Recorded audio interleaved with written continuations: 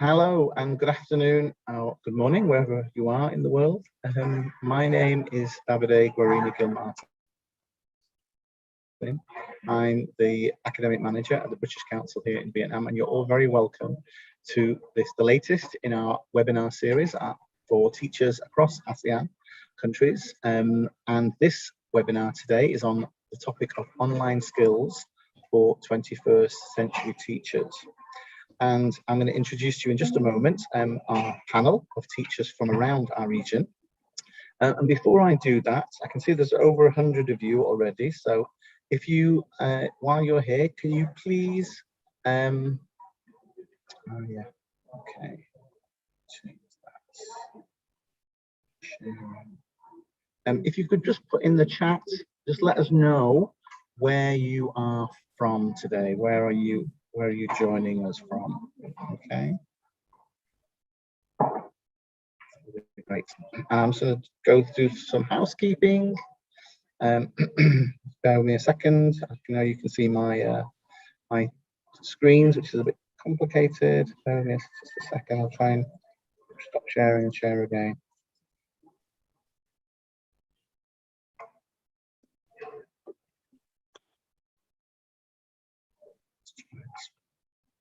Oh, no, it's still the same one.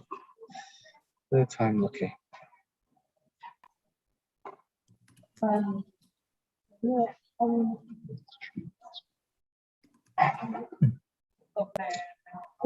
I can't seem to change it, so we'll just keep going anyway with this one. We'll be okay. Don't worry, you won't be seeing too many PowerPoints today. It's more about the speakers. If you want, feel free to turn your camera on, but please keep your microphones on mute during our session, just to keep the background noise down. That'll be really useful. And if you have any comments or questions, please do put them in the chat box or in the Q&A as well at any time. And note also that this session will be recorded, and we'll be putting it on our British Council Indonesia and British Council Vietnam YouTube channels for you to view the recordings later on. So those are some quick housekeeping matters. But now I'm going to move on to our panel for today. And so here you can see you've already seen the flyer promoting today's event. So now's a chance for me to introduce our panel. We have teachers from across our region, as I say. So first of all, I'd like to I'm just going to go around the based on the flyer. So let's start with Thuy from Vietnam. Can you say a few words about yourself and where you're from? Thanks. So hi Davide, thanks and thanks everyone for attending the webinar today. My name is Thuy. I am from Vietnam, and I am the language policy researcher and also work as a deputy head of the External Affairs Office at Hanoi University of Science and Technology. Thank you. Thanks, Thuy. And next, on the top right there, you can see Pak Jati. Jati, over to you.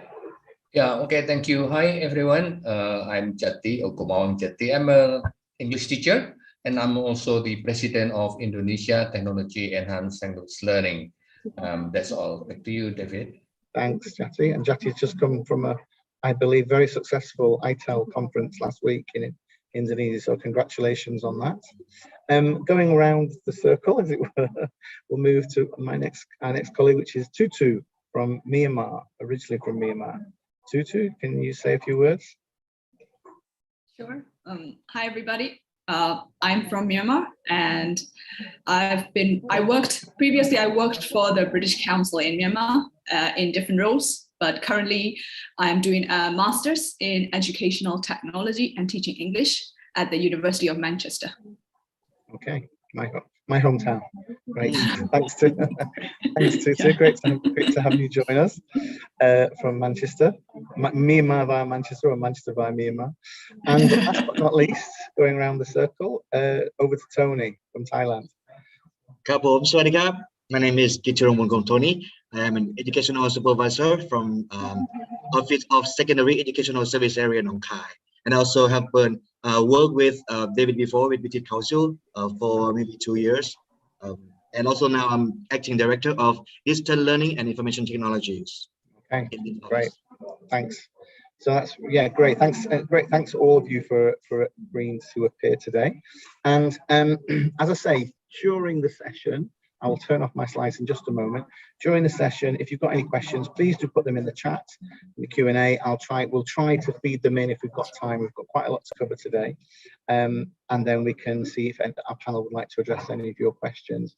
And also at the end of today's session, we'll introduce you to a new course, a new online course for teachers, to help teachers help their learners with navigating 21st century skills. And so that's what we're going to talk about in our session today. So first of all, I'd just like to go around, say it's a very open conversation. And first we're going to talk a little bit about maybe your experience of online teaching and online learning over the last few years, and maybe also the move from face-to-face to online teaching. So, I mean, let's go first to maybe Jati, yeah? Yeah, okay. So moving from face-to-face to online learning, what we have learned of COVID, actually it's we are learning more on digital tools for collaboration, digital tools for communication, and mostly not spoken, but it's more on text. So digital collaboration, it was not easy. And British Council and ITEL ran like 2 years training here and there, and very intensive collaboration with the UK for exploring actually the digital tools that's good for collaboration. Yeah, so we are learning by doing. We are learning when we face a problem, and then we utilize Padlet, we utilize whiteboard.fi, and we explore tools that we kind of ignore before the COVID. Yeah. Okay. Can I ask a follow-up question, Jati? Sure. In your conference last week, what were some of the main things you were discussing, or some of your conference participants were discussing about kind of online or education technology and learning? Yeah, we made a prediction. So our prediction is like AI will dominate a lot of preparation for the teachers, and also will become a friend with the students, like mentioned, for instance, Grammarly, for instance, a lot of Elsa Speak, and lots more based on the AI. And also we predict the use of metaverse. So we did some experiment, kind of introducing metaverse that is there. It's not really good for, we haven't really explored that for language teaching, but in the future it's going to be there. We explore like using VR and for visiting London, for instance. Yeah, but how we use that, we haven't really explored that. It's still kind of new for some teachers. But augmented reality, augmented reality, AI, and virtual reality, I think worth exploring. It's been used in a lot of subjects, but not for language teaching or language learning. That's what we explore, and also some sharing for parallel session about, again, tools that the teachers now become more comfortable, and going deeper, exchanging ideas in using the tools. Okay, thanks. That's quite a number of predictions there, Jati, for the future. Yeah. Very interesting. Well, in the next 5 or 10 years, probably. Okay. What about you? What about you, Tui? Yes, so thanks, Davide. Actually, we have been facing a lot of crises because of the COVID-19, and there are some major problems. For example, we have to ensure the teaching quality, and at the same time, we have to make sure student engagement is good, right, in our teaching online. So actually, for myself, I have to admit that I have to learn to use different platforms in order to apply for my teaching. So that is a challenge, but I can now use quite many platforms, and I think that is very good for myself. And also, I would like to talk about the online teaching and learning, in the sense that we, under the Innovation Fund project funded by the British Council, our university, Hanoi University of Science and Technology, and Coventry University, UK, got funded by British Council to launch a VivExcel project. Actually, this is very right at the right time, right moment, very meaningful project, we gather together to train teachers how to use platform online for their teaching to boost student engagement. And the UK and Vietnamese teachers kind of work together to build a community of practice to learn and to use different platforms at the same time. And at the end of the project, they also co-create lesson plans using the platform and also incorporate the SDGs in teaching online. So I think that this is really a great initiative for teachers to kind of enrich their online skills, and at the same time they can inspire their students to also think about more online platforms that good for their lifelong learning. Thank you. And from that project that you worked on with British Council of Vietnam, have you got any resources that you could share with the people joining in today? Yes, actually, I can paste the website later in the webinar chat box, and you can see our mission of the project and also model lesson plans. And in addition to that, we have the breakout Zoom guides, which is co-created by both UK and Vietnam researchers. And when you teach online, you can refer to the guides so that you can utilize the platform more effectively and confidently. Yes, thank you. Thanks very much. Tony, what about you? What your kind of, you mentioned something at the beginning, something you've been working on. Okay, it's kind of good time that we, as a teacher, we also would like the teacher to improve themselves in using the tool for online teachings. But we still also have the problem that some area we cannot access to all the tool, all opportunity to get online because of internet connection or some other devices that we still have lack of opportunity to get on to access on that. But the teacher, they try so hard to find a way or to improve themselves to use the technology things for teachings or online or using other online resources for, you know, in that crisis time that we are facing. We just try to go through that hard time together, but we still face some problem that we, you know, kind of, we need to help school themselves, and school have to help the students, and we ask for help from other outsider, other society. We help one another to, you know, to go through this hard time. But the teacher are also capable to use technology very fast, and we still have the group of teacher who really capable, who have skillful in using technology to train one another in school in order to, you know, to use or to expand the knowledge in using technology or in using online things for students. We try our best to help online teachings at that time. Until now, face to face, we also feel like more relaxed. We learn a lot of things online, but we adapt kind of, maybe we have hybrid class on site and online, that the teacher had to plan the lessons very well with schedule with the students, and also manage the timetable or teaching table with students at school. Yeah. This is for what I want to say about now. Great, thanks, Tony. And before I go to our last panelist for her comments, Tutu, there's a comment here rather than a question, I think, in the and maybe you can refer to it when you talk a little bit about your experiences. Online learning has great challenges, but I'm still having difficulties knowing how to achieve good student engagement, especially in rural areas which has low internet connection, because many of them are more interested in playing online games. One anonymous attendee has made that comment. I don't know if it's a comment or a question. So I'm not sure if you would like to sort of pick up on that, or if you want to talk about something else.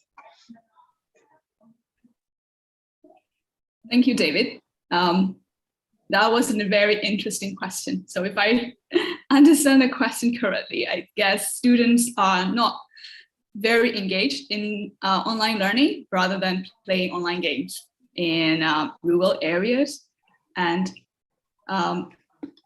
well, to me, I think it's very challenging, even in face-to-face classes, to engage learners. But I think for online learning, it is really important since the beginning to build a great rapport by getting to know each other first. like, for example, if it is a blended learning course, then you really should start in the beginning, doing icebreaking activities or warm activities. I'm sure teachers have tried that too, but using like, for example, even for icebreaking activities, rather than posting comments, they could add a video of themselves talking about their likes and dislikes, or maybe taking a picture from their environment and post it online and comment on each other. But I understand it's very difficult to do that in rural areas, especially the internet is not reliable. So I guess we can make use of asynchronous tools like using WhatsApp or using messaging apps like social media, for example. Okay. Of course, it depends on the learner's age. We don't want young learners to use social media apps without any guidance. So I guess another important thing is to engage with parents. I understand, again, it's challenging because parents are busy already, but I think it's like three-way, teachers, parents, and children to be more engaged. And yes. No, please continue to. I was gonna just add one more thing about like game element as well. Like if they like games, maybe using gamified elements, like using rewards or giving them badges or things like that. Yeah, and that idea of gamification is something that our colleagues in British Council Indonesia, I can see in the chat many people here today from Indonesia. Hopefully you've joined the recent series of 5 webinars on gamification in the classroom, online gamification. So again, there's some great resources there, and hopefully the recordings are available. Maybe one of my British Council Indonesia colleagues could put in the chat the link to that gamification, the link of the recordings of those 5 chats. Yeah, so thanks, Tutu. Again, it's really interesting looking at the chat. We've got people today from, as well as Indonesia, from Laos, from Myanmar, from Vietnam, from Thailand, also from India, from Bangladesh, from Malaysia, and from the Philippines. So we've got a real wide range of representation today. And I think we've just hit 200. There you go. It's perfect timing to introduce our participants. So it's great to have you all here, and please keep your comments and questions coming. So Tutu, you just mentioned there about social media. So again, what are some of the, how could we use social media in the classroom, or what might be some of the challenges of social media?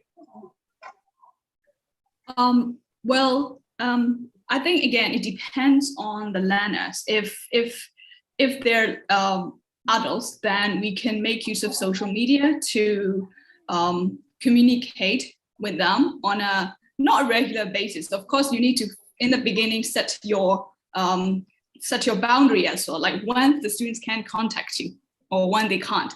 So using social media, you can contact learners kind of like in any time, anywhere. You can just follow up on the things they don't understand, but it's really important to set boundaries first, and since the beginning, when they can contact you and how long are you gonna reply to them, that kind of thing. And in terms of challenges, I think it's really important to think about how you present yourself on social media. Because sometimes, for example, my students add me on Facebook, and then they might wonder what I post. So I really have to be careful and mindful of what I post online, because everybody can see me. But on top of, on the other hand, like there's also lots of opportunities using social media. For example, previously when I started working as a teacher, it's hard to find professional development programs or professional development opportunities. But with online now, for example, I can talk to anybody. Like I can just send messages to Jati on LinkedIn, for example, and ask about his association or things like that. Whereas in the past, it's really hard to do. So I guess making use of social media for your professional development is also one of the opportunities. Right. Yeah. Thanks. And while you were speaking, Tutu, I could see Twee was nodding in agreement. So maybe Twee, you want to add some reflections on the role of social media or the role of online, and some of the issues and some of the challenges to be mindful. Yes. So actually, I think everybody will agree with me that there are many platforms, many online resources for our learning, not only learning English, but for many different subjects. So I think we should use social media to kind of exploit the abundant resources out there for our learning. And again, I talked about lifelong learning earlier, that there's so many things that we can learn online. And Tutu also talked about present ourselves, build our good profile, and also, so I agree that is so important.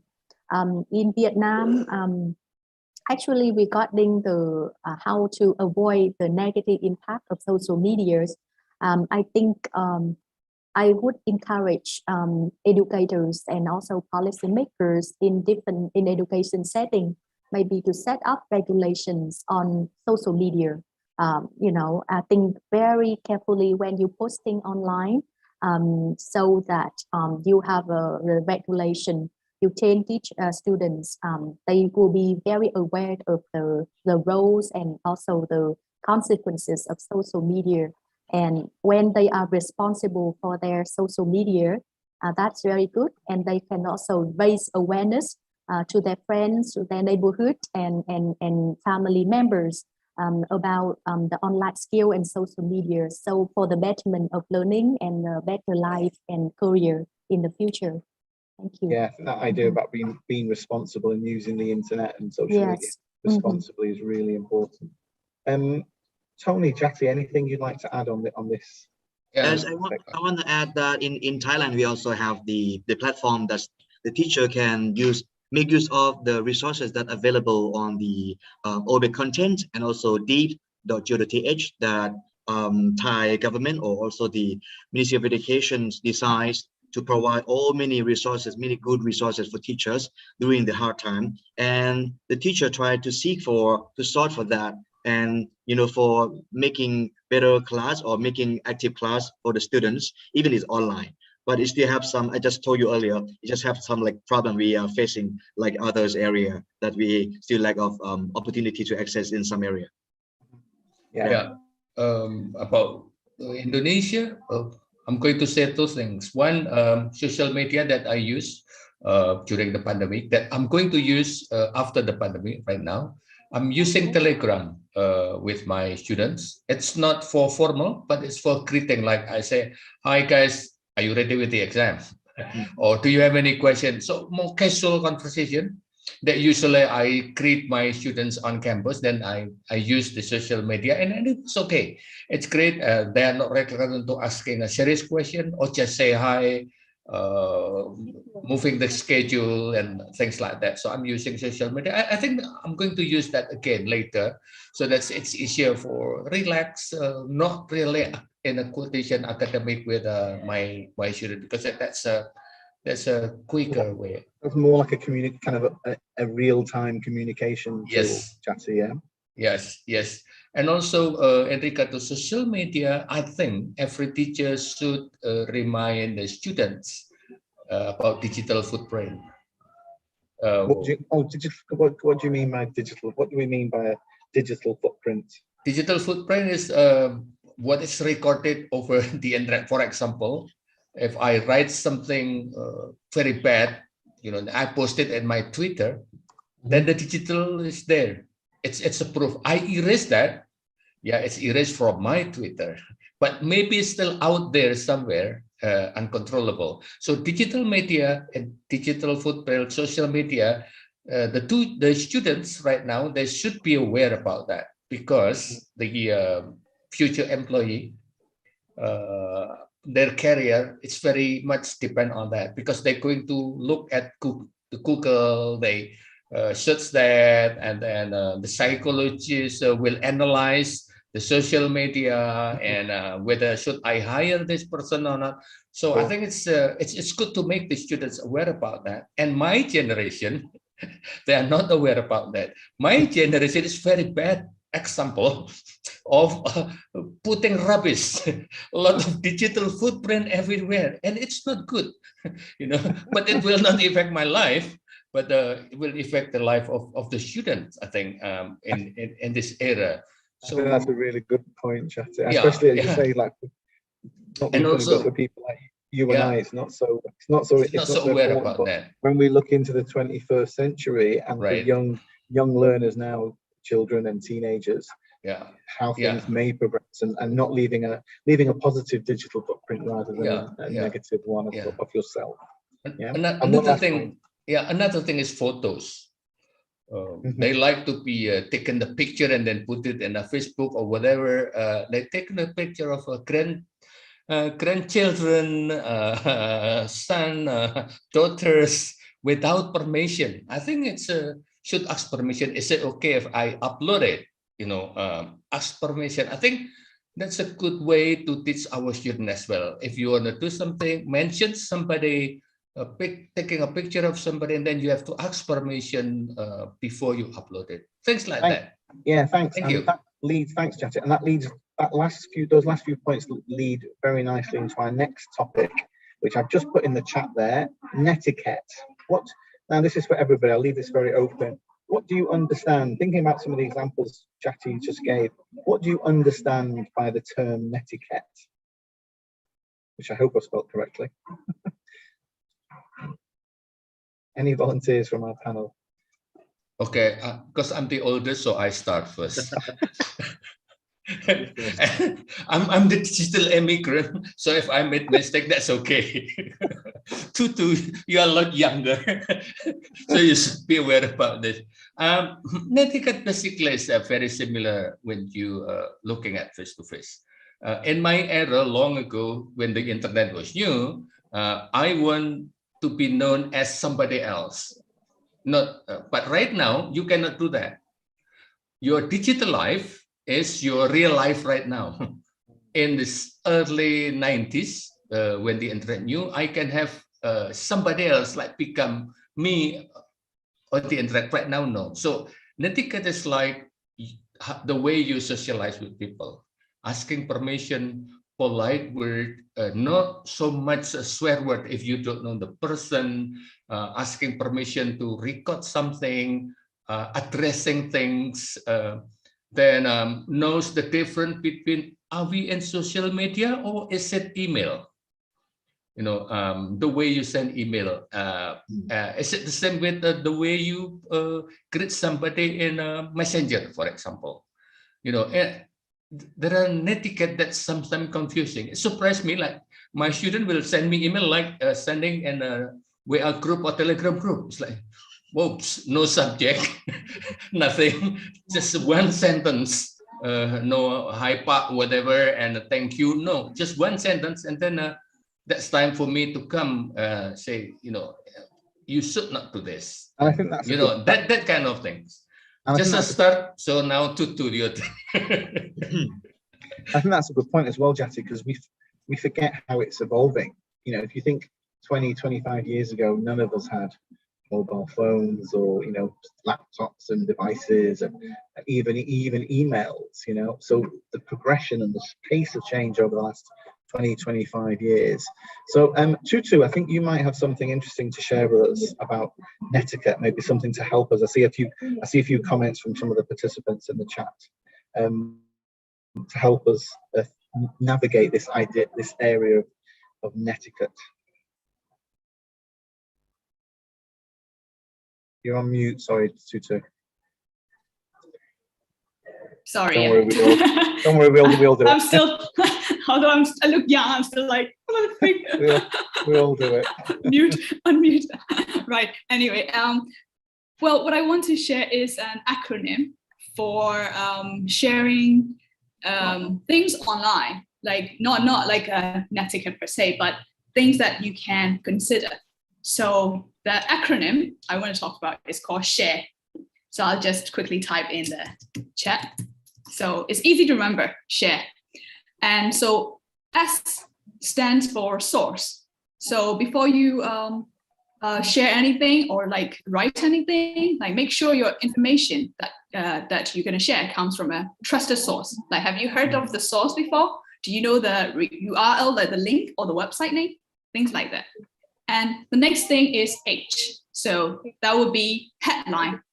So it's about not just reading the headline, like always look at the paragraphs or what comes after headline, because sometimes headlines can be just attracts your attention so that you click, and the information there might not be relevant or things like that. Another one is A, that will be analyze. And I will also type all these acronyms again in the chat after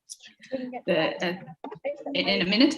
So analyze will be like, again, check the facts. If something sounds not true or unbelievable, then make sure you check with fact-checking services. Maybe try looking at what kind of services are available in your country to check the fact. Then R stands for pictures, actually, for retouched. So does the image or video, does it look like it has been, changed or doctored? So it might be edited. So make sure you look at the image as well. And finally, before you share, think about your writing. I mean, it's not the end of the world if you make spelling mistake, but it can come across as a bit not very professional, or you know what I mean, like check your grammar and spelling. So typos and other errors. So does the E stand for edit then? I'm guessing. Error. Actually. Error. Okay. Okay. All right. So that's a new. I've typed them in as you were speaking, but you might want to clarify those if I've made any mistakes. I'll type again. And this is from the checklist as well. It's not what I created. I came across when I was just browsing internet. So from a reputable source, I hope. Yes, it's from the government website. So okay, all right, thanks. And I think we'll come back to this idea, this kind of easy way to think about a kind of a checklist, as you said, later on in the last part of our discussion. Twee, Tony, anything else you'd like to discuss or share in terms of the idea of? Yes, actually for netiquette, I think we talk, our speakers here also talk about think twice or even many times before posting, right? Especially when we post to different platform with different audience, because Jati also talk about footprint, and if something is not so good, it will be there and it's not so good for our profile and so on later, especially for our teenager students. When Tutu share about the share acronym, I am thinking about we can use the share acronym as to develop many topics for discussion for our students. The topic can be in the actual curricular activities, right? How to analyze information, how to talk about retouch kind of pictures or images online, or how to find errors on or cross-check from different sources. So I am just thinking that maybe our schools, our teachers can develop different, can discuss in the English club or in the extracurricular activities to make students be critical and be more aware of the online skills, and we use the online skill in effective way. Thank you. Over to you, David. Thanks. Tony, anything to add? Thanks, yes, I think netiquette and also the digital footprint also may be related in some parts, or maybe the consequences of doing the actions online. For example, if we just, there are also good points and also bad points for doing this. If we post something good online, that the digital footprints will be record or bury information online forever. You can search and you can find a good point or good thing that you post online on Facebook or whatsoever, Instagram. And if you sometimes you post bad things or maybe offended other people in reading, or maybe insulting messages to others, that is not really positive at all. So this kind of negative thing will be buried in the digital footprint, and also it's not a good way for using the online, or it's not the appropriate manner for posting this kind of thing. For example, like we have to raise awareness to ourselves and also my friends and also the teacher to be aware of using posting things online, or before writing messages or before posting picture, you have to be aware of it's going to be harmful in some way, or sometimes like when you check in somewhere, you can be traced by the unknown person that maybe they're not maybe they try to trace you for a long time, but finally you will be trapped by posting or check in somewhere like coffee cafe, or posting the picture of that place, that it can be the evidence for the thief or the person who will not really think in a good way for you, so that they can trust you, and it's not that the good way to do so. Yeah, this kind of things we have to be aware. Yeah, thanks. And I think we're going to move on to sort of another aspect now of, which is, as you said, Tony, building on the idea of the digital footprint and being careful about that, and also netiquette and how we communicate with each other. I'm going to move on to our final main topic for today, which is critical thinking, which is in fact one of the 21st century key skills, the soft skills that we often talk about when we're teaching our learners. So why do you think it's important? I'll leave this open to anyone who would like to speak first. Why do you think it's important to develop these critical thinking skills amongst both teachers, but also for teachers with our learners, in relation both to the 21st century and to online skills as well? Yeah, I think I'll start again. Sorry, guys. The gray hair will start first. Basically, because the world is changing, we live in a global world right now, and our students, including my son, they have to make a decision, and it's not easy. We got so many choices, we got so many opportunities, job opportunities, study opportunities, everything. Choosing a restaurant is more than 20 on the list, and things like that. So they need to make a decision. Because before making a decision, then they have to have a critical thinking, questions, looking at things deeper. I have problem when my son consult me. I see 5 things only, and I make a quick decision. My son say, wait, Dad, it's not just 5. There are 20, and this and that, and this and that, and also a lot of things happening. So I'm helping him somehow with my short fuse, because only 5, and he got 20. So it's need a lot of critical thinking, looking at things differently. Give you an example. If you are teaching text, for example, so many texts there, then we have to ask question like, where is the text from? Which website? .com, .org, or because there's something else, And what's the title? Is it formal or informal? And then who wrote this? Is it really a scientist or politician or somebody from marketing company? Before we looking at text, before we looking at the paragraph itself, we have to ask those questions first, and then we look at the paragraph and which is convincing or not, and so on and so on. So if you ask me, David, why it's important, because there are so many choices, and we have to learn how to make that sort of to make a decision. Our students, they have a headache and stressful. It's not the same with my stress to look for information at that time before the era of the internet. Right now is to select the information that's good for him or for her. Yeah, and I was thinking while you were speaking and while you were giving those examples, Chatty, I was thinking about the acronym, the SHARE acronym that Tutu just shared. It's actually even though we were talking about that in the context of netiquette and communicating, but we could also apply that to critical thinking and how we as teachers use online resources, how we teach or train our students to access online resources. And both when they're finding things as resources, but also when they're producing things, if they're writing or posting something themselves. So you can see how we can adapt that, something like that share mnemonic, and use it in different ways. And going back to the idea of critical thinking, I think that's really interesting, actually. Any other comments to tweet? Oh, getting all my T's mixed up there. Sorry, Tweet, Tony, Tutu. Hello.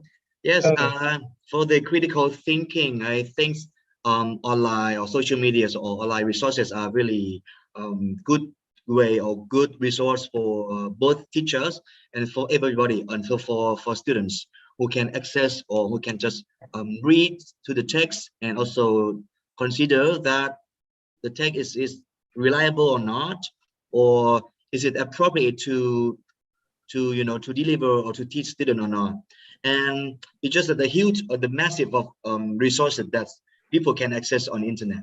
And it's just the way that stop to think that, okay, this is the right information that we choose believe, or how can we judge that this is really reliable resource, or it can be trustful fact. Okay, we have to understand, okay, the first place that where the information come from, or the news agency or the website that we reliable or not.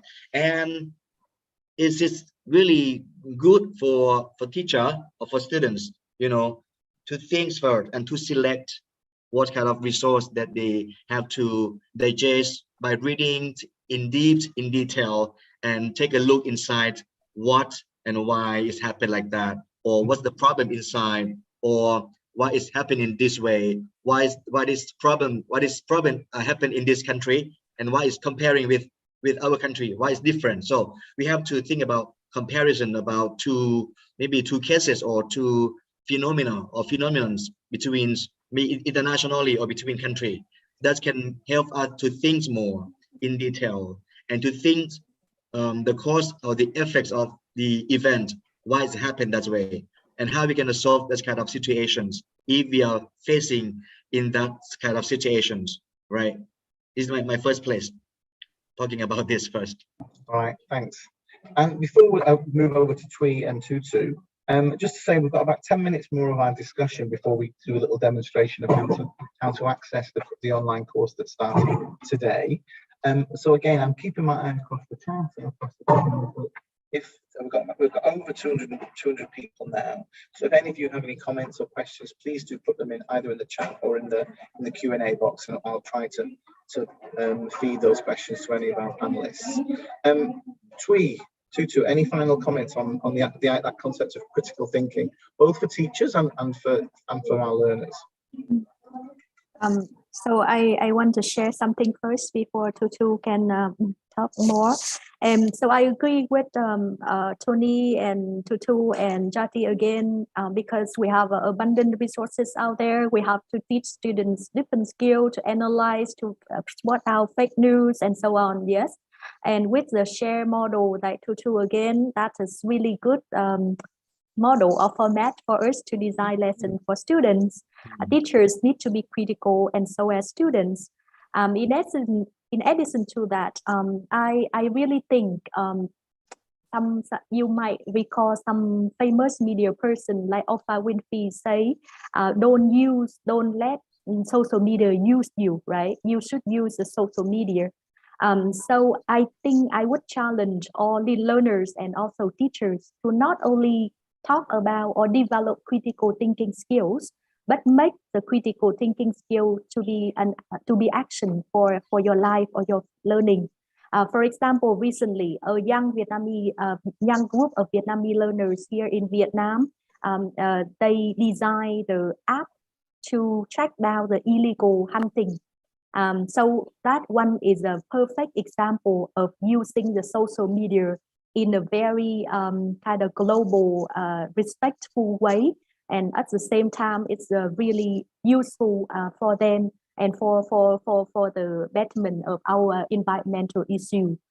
So critical thinking should be embedded in action and to raise awareness to people around in your community and worldwide and in a wider world. Thank you. Thanks, Tui. Yes. Tony, do you want to speak? You want to jump in before we go to Tutu? Tutu? Yeah. Do you want to go first? Tony, would you let me go first, Tony? Okay, yes. Can I have something about when we teach? If you want to have like the critical thinkings happen in the classroom, I think about the teaching process that the teacher have to teach them how to think by asking simple questions and asking why questions, asking how questions to them, so that let them just explain their opinions, belief, and also give them some time to think about the reason why you believe that way, and also give them some idea, give them some time to think about what kind of the example or situation that related to what you think or the opinion that you just propose.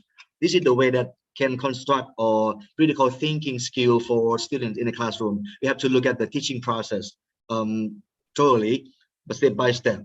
We have to make it this way. Yeah. So challenging them through the use of questions. Right. Okay, thanks, Tony. And Tutu, last but not least.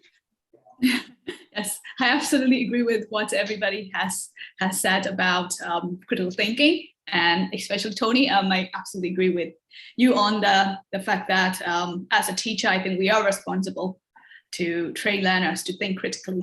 And out there, there's so many lesson plans already made to raise learners' awareness and also to enable learners to think critically. I will put them in the chat in a minute, and you can make use of like these questions that you just talked about. I think Jyoti also talked about some questions, like for example, where does the information come from? When was it posted online? Who created it? How do you know if it is true? So I think as a teacher, we should also ask questions in our class, like even in a normal lesson, not about online. Maybe how do you know that? Where's the evidence? That kind of information. Thanks. So I think as a teacher, we are responsible to enable learners to think critically, especially in this age. Yeah, and on that last point as well, kind of going back to our footprint, I guess. I think it's Sharad Chandra. I think that's the name. I hope I got your name right. Says it's very important to be careful while sharing on social media, as students consider us as their role model. And goes back to something Jyoti said right at the beginning. Again, teachers being a role model for their students in different ways, in different aspects. And so that's a really good point. And before we finish, and before I introduce or ask Tutu to help us to introduce the course and show you how to enroll onto the course, Tida King, I assume that's from Myanmar, says, please share 2 techniques to improve collaboration on online teaching. So I'm going to kind of take her or his question, and I'm going to say, I'm going to ask everybody on the panel, could you maybe share 1 or 2, maximum 1 or 2, the clock is ticking down, 1 or 2 top tips for teachers and learners in terms of helping them to develop their online skills for the 21st century. Okay, in regards to the questions about collaboration, I think it's first is ability or courage to share. Start with that, not start with collaborate to working together, you do, but okay, share things so that they feel confident. When they feel confident sharing, and then I think that's the basis to move on to collaboration. When the teachers is thinking, yeah, without sharing, and then okay, yeah, collaborate this with that. I think it don't jump to that. They need of sharing small things. They feel comfortable. They feel secure. Then collaboration will happen. From my experience, when I ask, okay, you collaborate in solving problem, they will not collaborate. They will work individually. Things like that. Yeah, I think that goes back as well to what Twee said earlier. Twee talked before about the importance of building those relationships, building that rapport. The same as you do in a face-to-face classroom. If you don't have that, it's very difficult then to do the collaboration. So that's a good point. Any other tips? Yes. I was going to say something like what Twee and Jyoti said about maybe start with building a positive environment first, like students be at ease to share or to work with other people. And when I started working as a teacher, I would just say, okay, work in pairs or do group work, and it didn't help learners. So it's important to start actually providing them with skills to collaborate. Maybe some sort of sentence starters, for example, okay, let's do this, or like, why don't we start with those sentences and to work collaboratively. So giving them sentence starters would help. And also another technique could be using online tools like Google Docs, for example. Again, it depends on the learners. If they are adults, you could use Google Docs. with in groups, or using tools like Padlets, or using some sort of a space where learners can share to work collaboratively. So giving them, providing them, yes, opportunities and skills to work collaboratively. Right, thanks. Tweet, I can see you've raised your hand, but before you give us your top tips, can I pose a question to you or Tony or anybody in fact? One person who's remained anonymous says many teachers struggle with technical issues that are unavoidable and cause stress. They can become helpless if technical errors come in the middle of a live session. How to overcome those challenges? So again, any top tips that you might think about for that, as well as what you're going to share? Tui, I'll go to you first. Okay, so I would like to address the questions again about collaboration, and I agree with Jati and Tutu. And again, we train in our VVEXL project that I shared earlier. We talk a lot about effective collaboration. And I really think from my perspective, a trainer, a teacher, we need to have very careful design of our lesson. For example, what time, right?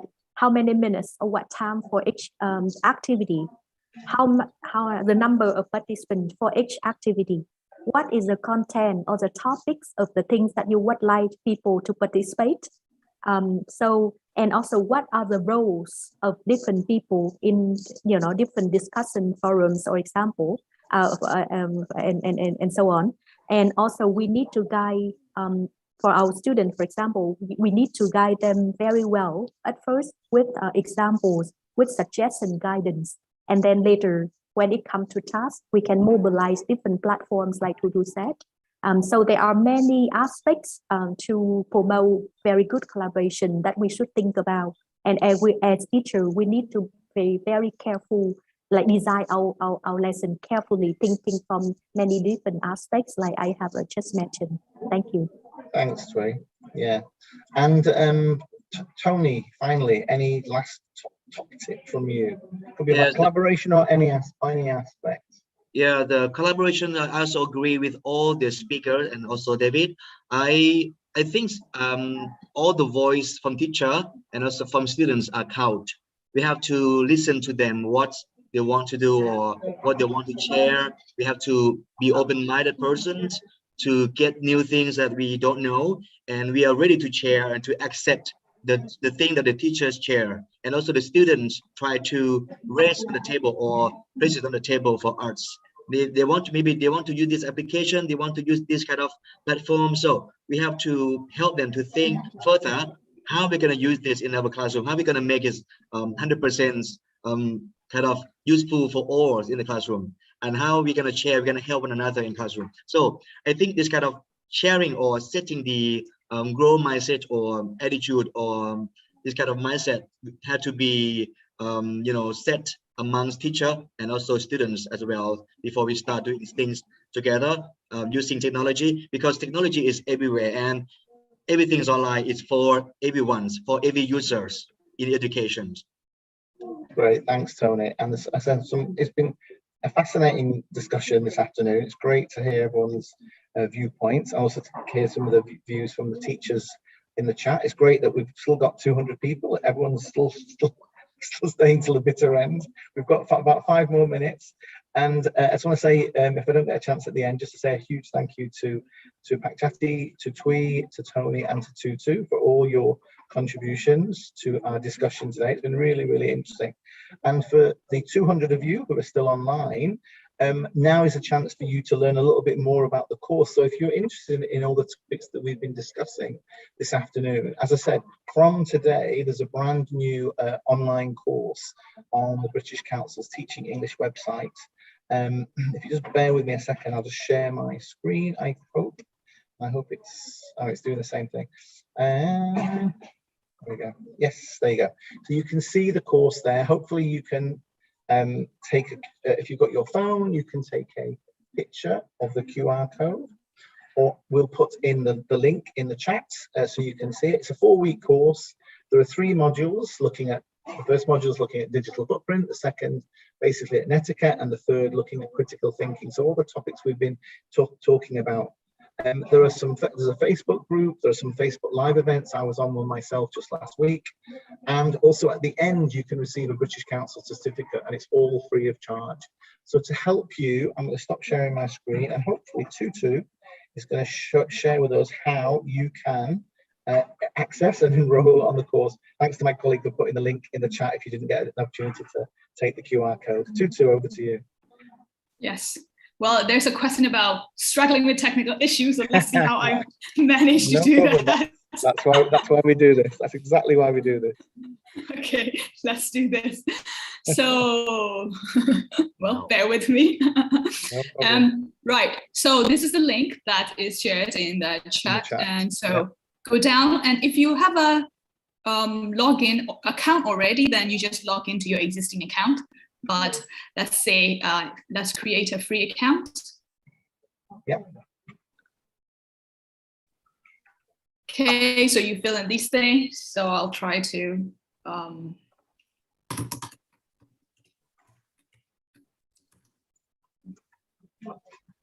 Okay, so.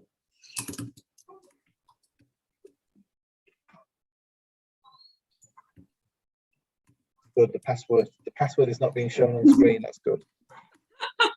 For other information I show because of the I know the remember thing, yeah. That's one thing you need to care about. Yeah. That's good that your password is strong, Tutu. Oh yes, password is strong. Yes. Right. Let's fill in other information. I should have cleared my thing, but. You're so fast anyway. It's only on the screen momentarily. Okay, yeah. So this is if you haven't, just fill in your country. This is if you haven't already got a teaching English account. Okay. Yes. And this is, again, it's free of charge. There's no charge for this. Yeah. Now, I'm sure everybody knows it's just a quick tip. Like if you see the asterisk thing, you have to fill in, and sometimes I did fill in all, and then you have to fill in again. It's okay, but it can be kind of annoying. Yes. And so just do this. Age 18, accept terms, and then create your account. Okay, and now I guess you have to go to my email now. So no, I think you just go into, if you log into your existing account now, I think you can access the course. I think sometimes you have to activate it. So activate let's first. see. Okay. Yes. It's changed since the last time we did this.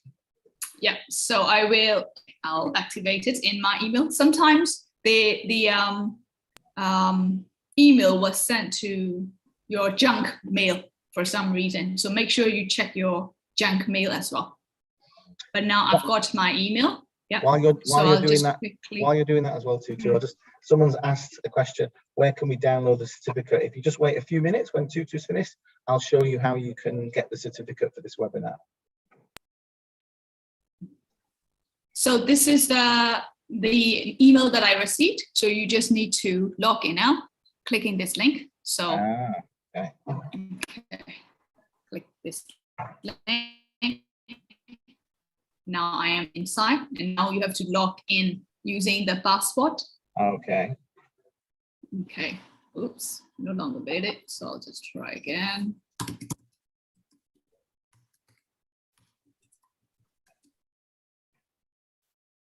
Okay.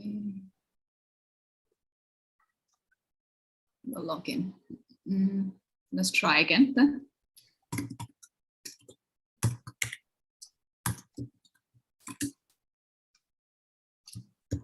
So this is you're logging in now with your new account into a new account, yeah? If you already have an account, you should be able to access it much more easily than this. Once you've done it once. Good. Now I am in. Yeah. So I'm in now. Then you go to the skills. Yeah. I think if you go to training at the top on the right. Okay. Here. The first one there should be the. And if you click then on the course. So click on the course. And when you scroll down, it should. I think if you go to the enroll, the 3 steps there. Okay, log in, enroll. Okay. Yes. After you've logged in, click step number 2. Click or tap to visit the course website.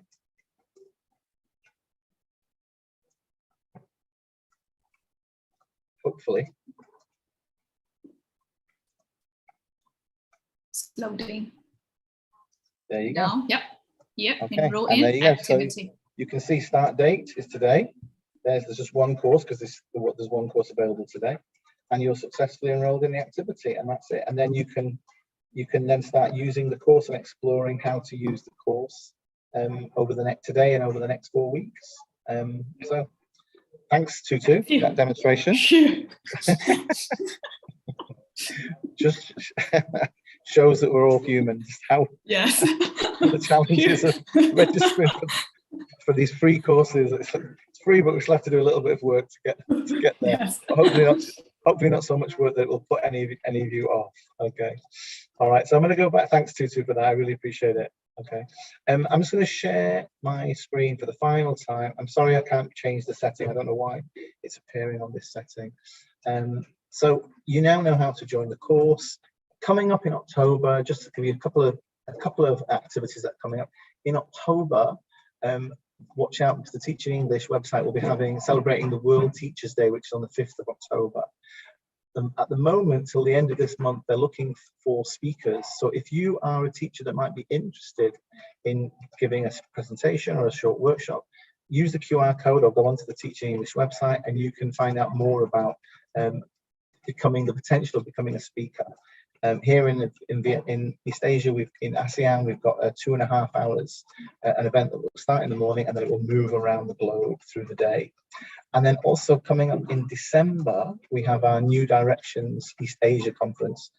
This will be in Bali in Indonesia. And again, at the moment, they're looking for speakers. So if you've got some interest in research or in the assessment field, you can use the QR code or go into the Teaching English website, and you can find out some more information about that. So that's 2 events kind of letting you know now, advance warning, because we're looking for speakers at the moment between now and the end of this month. And finally, this is the very last slide. I'm sorry, we're 3 minutes over. On the left, again, use your phone, or my colleague will put in the chat the link, the hyperlink. If you use your phone, give us your feedback on today's webinar, then you will receive the e-certificate for this webinar. So I hope that's all clear, and it just remains for me to say once again a huge thank you to everybody, and thanks to my colleagues behind the scenes, all my British Council Indonesia colleagues as well, for putting the links in the chat. Thanks, Adi, for those, and for all the other support, technical support. But to finish, I just want to say a huge thank you to everyone for staying with us till the bitter end. We're still on 96 participants. That's fantastic, considering we had about 210. Yeah, there's the link in the chat now for the feedback. As I say, once you click on the link and give us the feedback, it's a very short feedback form, and then you can receive and download the e-certificate. But to finish, I just want to say a huge thank you once again to, as I look at the top of my screen, Tony from Thailand, Tutu from Myanmar and Manchester, Tui from Hanoi, Vietnam, and Chatty from Indonesia. Thanks to all of you, and I hope you have a great rest of the day and rest of the week, and we hope to see you in our next webinar. And I really do hope, if you've enjoyed what you've listened to today, that you're keen to then register and enroll on the course for the next 4 weeks, and hopefully you can learn a lot from that course over the next 4 weeks to help you and your learners to know how to develop our online skills for the 21st century. Have a great day, everybody, and hope to see you next time. Bye for now.